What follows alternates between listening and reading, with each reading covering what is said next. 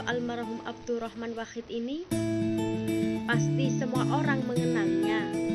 Ia merupakan cucu dari tokoh pendiri Nahdlatul Ulama atau NU, yang mana NU merupakan salah satu organisasi Islam terbesar di tanah air.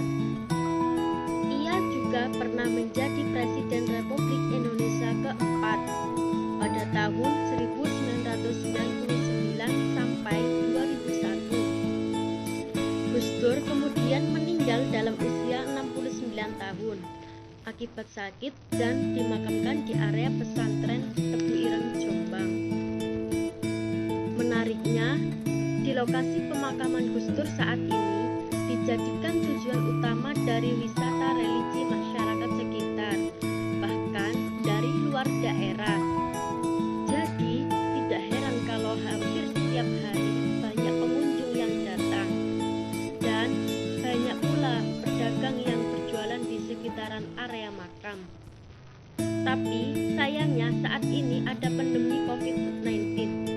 Pihak keluarga pesantren Tebu Ireng, Jombang mempertimbangkan surat edaran PSBB dari Gubernur Jatim dan Bupati Jombang, maka memutuskan untuk mengurus pesantren Tebu Ireng, Jombang. Dan itu siapa? Elidina. Dampak apa saja yang Ibu rasakan saat berdagang di era pandemi? Ya, dampaknya tidak bisa berjualan, Mbak. Mulai kena COVID, maksudnya virus mulai masuk ke Indonesia itu bulan 3 sudah tidak bisa buka, ditutup, area makam Gus Dur ditutup, jadi tidak bisa buka jualannya itu, Mbak. Berarti udah lama ya, Bu? Ini bulan 3, mulai bulan 3 pertengahan udah tutup. Kenapa Ibu tetap memilih untuk berdagang aja di saat pandemi ini? Gimana ya, Mbak, kalau tidak dibuka posisinya ya barang bisa rusak, terus perputaran perekonomian kan otomatis berhenti gitu, Mbak. Saya kan kalau usahanya juga cuma di sini, makan saja. Untuk jalur pemasarannya sendiri di mana, Mbak? Apa offline aja atau?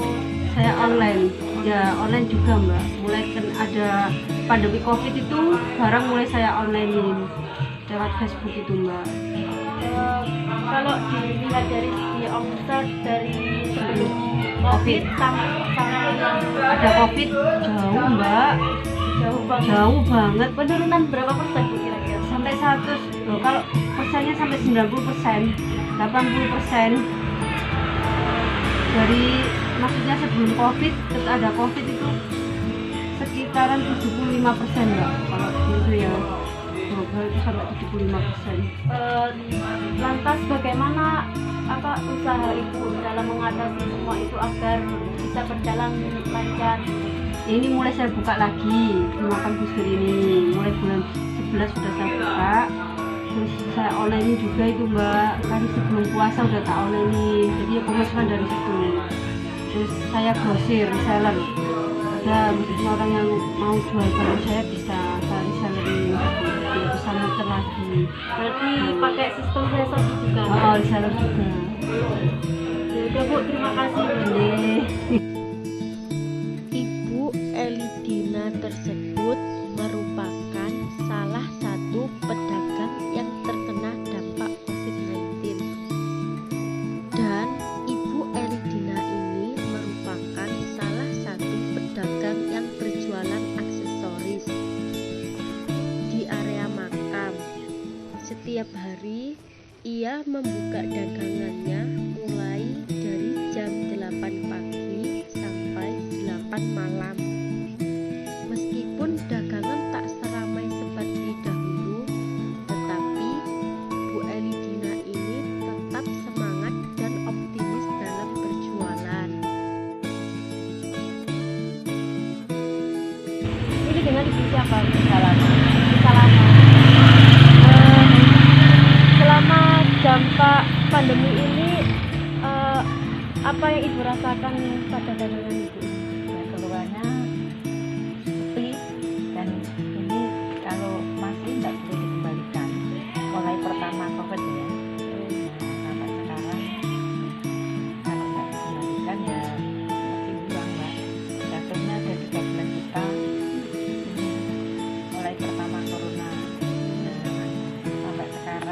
barusan muncul apa itu kan barusan muncul jarang-jarang kan sudah tidak ada ya, terus ini muncul lagi pandu nih Kopes ini lagi, nah gitu ini banyak Mbak sini semua kurban. Kan ini semua pedagang kan pada tutup. Nah, ini kenapa Ibu kok lebih memilih untuk buka, Kak?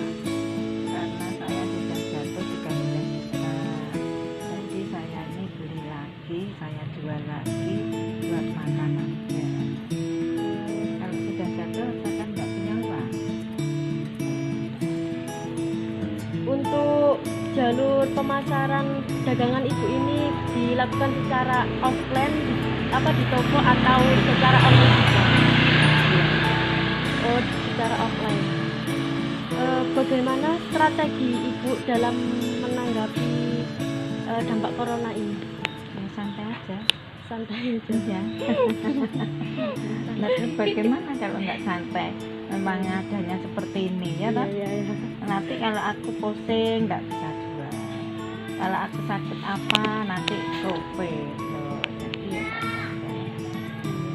Ya udah Bu, terima kasih banyak. Sama-sama. Ibu Salamah ini merupakan salah satu pedagang yang terkena dampak COVID-19. Dan Ibu Salamah ini merupakan salah satu pedagang yang berjualan beraneka ragam makanan ringan. Setiap hari, Ibu Salamah membuka dagangannya mulai pukul 8 pagi sampai 8 malam. Meskipun dagangan Ibu Salamah tak seramai seperti dahulu, tetapi Ibu Salamah tetap optimis dalam berjualan. Ia tetap semangat dalam menghidupi keluarganya. Saat ini banyak pedagang yang terkena dampak COVID-19 dan para pedagang berharap agar pandemi ini segera berakhir, agar mereka bisa berwirausaha dengan baik seperti sedia kala.